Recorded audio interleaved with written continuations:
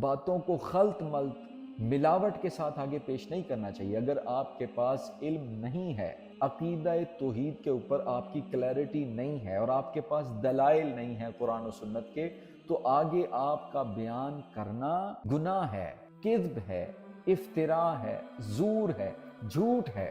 اس سے بہتر ہے کہ آپ خاموش رہیں۔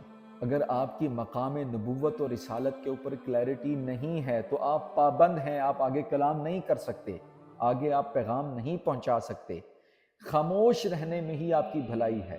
اسی طرح جو اہل بیت اطہار کی کامل معرفت نہیں رکھتے، جن کے پاس مکمل تاریخ کا علم نہیں ہے اور اس تاریخ کو قرآن و سنت کے سامنے پیش نہیں کرتے اور اپنے اندر کا نفاق دور نہیں کرتے، اپنے اندر صداقت اور امانت نہیں لاتے، اگر آپ کا ترازو ٹھیک نہیں ہے تو آپ کو کوئی حق نہیں پہنچتا کہ آپ قاضی بنیں۔